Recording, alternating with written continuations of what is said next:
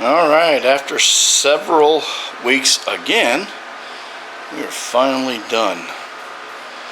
Now, it should be pretty apparent if you do some rewind on this that there is an absolute difference now on how this thing looks. As you can tell. Beautiful. Like I said, the scratches and stuff, I'm not going to get those out. There's one right there. I don't think the light will bounce off of it good enough, but it's like right there. Hey, you can see it a little bit right there. So, again, those are the type of things that will not come out. But overall, as you can tell, look how much reflection it has on it now. Has two coats of the good C-quartz, stuff that I like. Like I said, it's kind of hard to see a good black on it, but that is just, yeah, if the car is all black, it would be like a showstopper. And you can get the angle reflection off of it. You can see a good, really good reflection off of it now. Like I said, when this car started out, it didn't look like it on the video, I'm sure, but it was in terrible shape. Water spots everywhere, dirt, a little bit of spider webbing. It's all gone now except for the heavy stuff. I mean, it is a daily driver, so if you notice, it's got some nicks here and there. You know, I do drive this thing. It's not a you know, garage queen or nothing like that, so it does get driven. But as you can see, if you compare this, if you hit rewind and go or look at my other video, you'll be able to tell that there's a huge difference to this. No high spots anywhere. Zero high spots on this thing. It is the ceramic coating is just flawless. So it's been about, I guess, about 45 minutes. See, I think I left my bottles and everything up here on the back. Hold on a second. Nope. Okay, so got my dirty rags. So we're going to do the test. There it is. Okay. So we're going to do the test. I got the cart in the air a little bit, but if you notice, like with the old C-quartz, we had sliding issues. Whoa, yeah, this thing slides like mad now, as you can tell. You know, it doesn't want to stick there. It just slides, unlike the other C-quartz UK stuff that we put on there that I ended up having to strip, redo, and then this is the eventuality of all this. I'm sorry, like I said, this camera has a really high aspect. I can't pull out very far, but again, as you can see, it just wants to slide down the whole car, you know, and just go away. It's still setting up, it's still curing, yeah, but it's just really a night and day difference between that UK. Now, the next thing I'm gonna do is put some gliss on it. Supposed to wait 6 hours. Probably end up doing that tomorrow instead of today. Give it plenty of time to cure. I don't want to let it go outside. Usually I let these things bake outside for about 3-4 hours, but there's like a 20% chance of rain. And you do not want these to get any water on them while they're curing. It'll cure the same way. It just cures a lot faster when you set them out in the sun. That's why these guys have these, you know, these heat lamps and everything like that in the professional studios. But this was an amateur job, turned out. Again, I've done dozens of them. I've done them to more degree than this. Like I said, this is just a daily driver. This isn't going to be showroom quality. It's not going to be, hold on a sec. It's not going to be showroom quality. You know, it's not going to be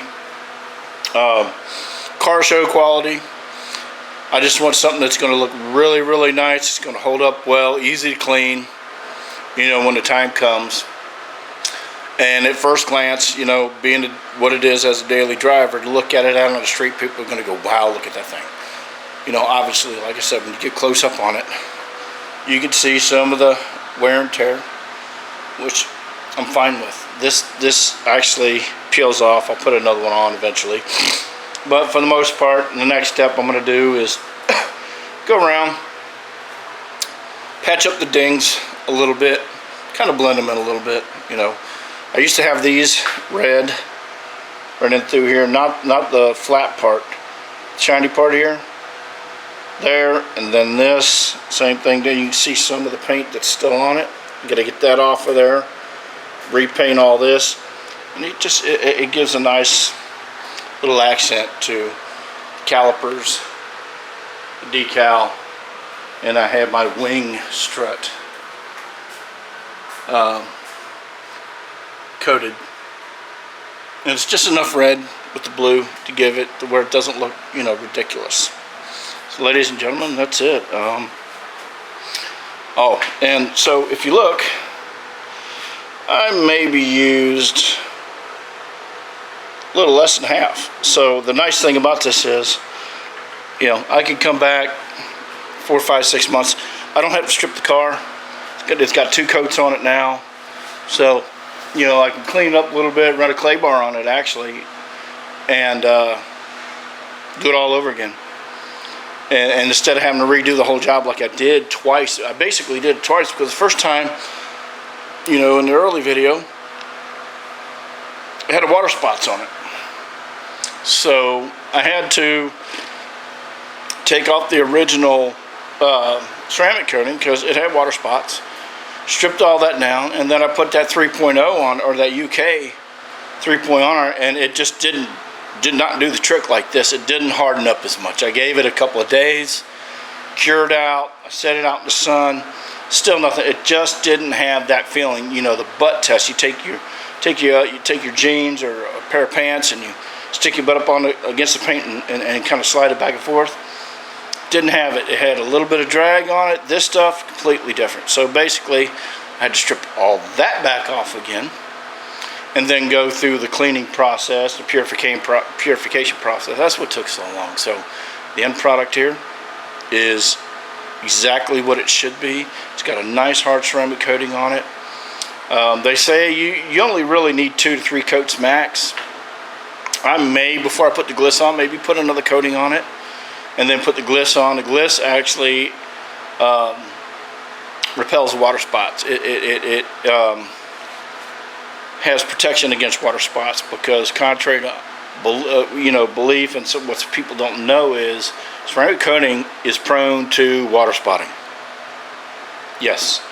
So what the gliss does is it puts an extra layer of protection on that and actually makes it shinier still. I may do one more coating and then the gliss. I may just do the gliss after it. We shall see. Word to note, you know, also while you're applying this, everybody's watched all the videos. You know, you do your crosshatch pattern. You make sure it's even. One thing they don't tell you is how much to put on. You know, if you're doing, say, I don't do that whole door. I'll do about half that door at a time, and I don't do the 3 dots. Again, just like my waxing, I'll drag it across the applicator to where it has a nice line, and I'll drag it back up. That'll do about half the door, right? So as you're working it in, everybody says do the crosshatch pattern, you know, up, down, side to side, and that's fine. But what they don't tell you is you really need to work it in. Not just one shot, another shot, and another shot, right?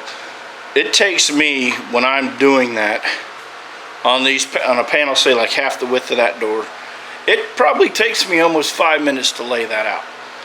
When you keep doing it back and forth over and over again for that amount of time, it really works it into the nooks and crannies and the imperfections of the clear coat. You know, just doing 1 crosshatch, 2 crosshatch is fine, but if you really, really want to work it in and have it bond better, you really, just like waxing or buffing, you want to work that stuff into the clear coat itself so it bonds even better. You know, you can feel it start drying a little bit more, because in some senses it is kind of setting up. But you apply it at first and it's nice and slippery. Usually that means you got too much. So you just keep working it in and working it in and working it until you feel a little bit of drag and stop. Now, in a room like this with lights overhead, if you're having problems seeing it flash, the best thing to do is, on your last pass, instead of being up and down, go side to side, okay? Because it actually helps reflect the downcoming light to where you can actually see the streaks start to set up on you. You know, and in a day like this, it's in the high 90s, really high humidity. It took it every bit of 5 to 7 minutes to set up. They should have a chart out, you know, which would help. But on a day like this, in this garage, actually it's about 85 degrees, but the humidity is really, really high. So I could actually let that set up for like up to 5 to 7 minutes, even after I stretched it out real thin, and it still came off and it still did its job. So, you know, it's all a matter of feel, touch, and a few times of, you know, trial and error before you're going to get this down right. But it's not overly complicated. It's not terribly hard. You just got to take your time, use your head, and use a little bit of common sense. So, you know, in a couple of days, I'll drag it out in the sun. I'll have a good look at it, and then y'all can tell me what you think. Take care. Okay, ladies and gentlemen, we are back, hopefully for one last time in this series so far. If you've been following, we've done the paint correction, we've done the C-quartz, we let it set. It was much better than the UK version. It's not UK as in, I don't think it means United Kingdom, maybe it does, but it just never was, you know, as good as the C-quartz SIC or C-quartz SIC. So now we're applying the gliss, which is this here. Now, so far I've done the top half of the other side. And do I notice a difference in gloss, or do I notice a difference in how smooth or slippery it is? And that is an absolute yes, you do. It is actually slipperier.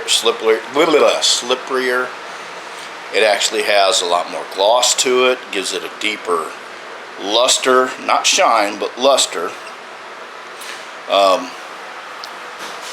Just wanted to do a quick recap on this before proceeding. Like I said, this is a daily driver.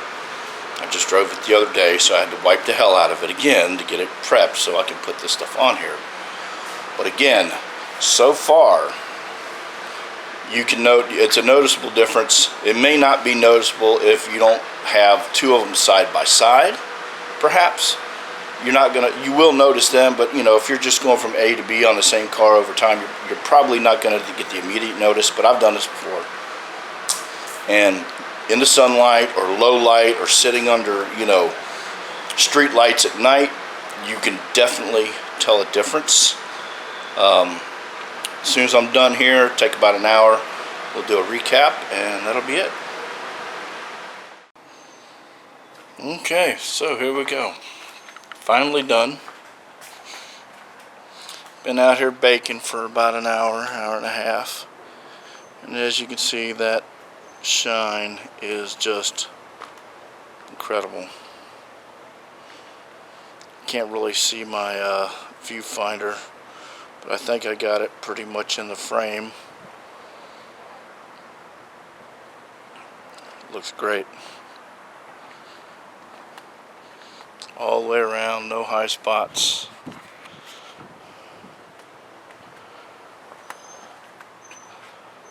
Yeah. I'll let it bake for a little bit more. I'm going to let that sun get a little bit over on this side of it. Pull it in. Let it rest. Yeah, I think that looks wonderful. It looks better than what it did when it was new.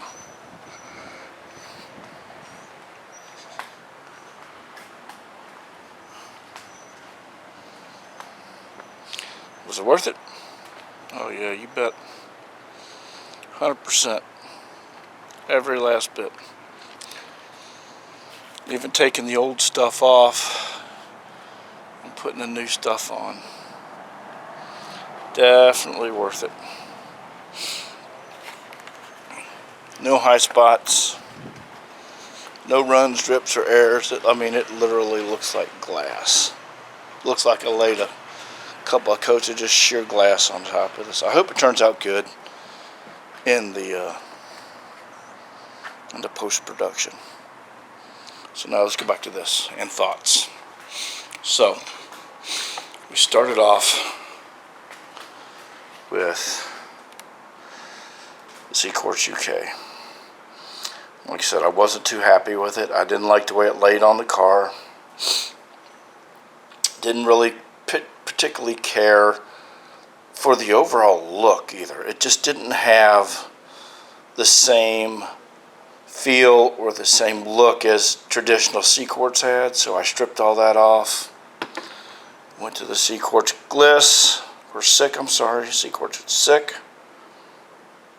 which is this here. And the results are as expected. They were phenomenal, terrific, best stuff that you can buy for the, your basic consumer market. And like I said, if you see, I used a little bit, let's see, there you go, a little bit under half, so I got a lot to go. Then we finished up with Gliss, and really I used a bunch of this. I actually did only one pass with this, and I used just as well, actually probably a little bit more of this than I did that. It kind of goes on heavy. I've never really used that before, but it kind of goes on heavy. I've used other forms of final sealer, but this is the first time I used Gliss on Seaquartz. I've used other brands. This one kind of goes on a little bit heavy. One thing that I did not see though was flashing. They talk about how it's supposed to start turning white or hazy. Mine never did, but I know for an absolute fact that it's on it. There's a big difference between what it is and, or how should I say it? There's a big difference between when it's not on and when it's on. Even with the ceramic coating on it itself, there's obvious difference. So I know it's on there, but I never saw it really flash. And I tried to do it on the windows so you could kind of see it. And I tried to do it on the black surfaces to see if I could see it flash, and I really didn't see it flash, but I gave it enough time to where there was, again, a little bit of drag, just like on regular Seaquartz, and it turned out fine. It got hazy when you were buffing it a little bit, and then all of a sudden it just shined when you got the top part off of it. But yeah, it does make a huge difference. I don't know what it's going to do if I try to do the bottle test on it while it's real hot. I've never done that because it's been out there baking for a while, but I'll try it anyway just for the hell of it to see. Maybe since it's hot, it might have softened up a little. I don't know. Let's give it a shot here and see. Yeah, it's definitely sliding down it better than what that 3.0 did. But it does, see, I mean, it just, yeah. But it does seem like it might be trying to set up. Like it's hot, and it might be a little pasty. So I'm going to give it a little bit more time. So moving forward, I have a couple options. Definitely not going to use this anymore, for sure. Now that I got the Gliss on it, I could come back in a couple months, clay bar it, clean it up a little bit, put some more on top of that, and that'll be good. I can even lay this on top of the Gliss if I want to, another coat. Also got, with the 3.0, have a little bottle of Reload that comes in, and I think that's kind of like, if you think about it, I think it probably sits in like that. You've got this, you've got your Seaquartz, you've got your Gliss for what it does. Well, no, maybe it kind of sits like this, yeah. And I'm not talking about layering, I'm just talking about usage. Because if you use this periodically, you come back and use your reload, and it kind of helps prolong the life of the ceramic coating, especially if you drive it a lot. You know, but you could still mix and match any one of these three. So right now I got Gliss on it. A couple months later I could either put another thing of Gliss on it, or I could hit with reload, doesn't matter, or I could come back on top of it and do this. So now I've got a lot of options to where I can keep it looking good for years without a lot of work. Most of the work is done. If you're going to go do something like that later, of course you're going to have to clean the hell out of it and maybe clay bar it a little bit, but you're not going to have to go through the step processing of getting all that paint correction done, because you've already done it and you're protecting it. So moving forward, looks like, you know, for the next couple of years I should be good. Take care. One more time.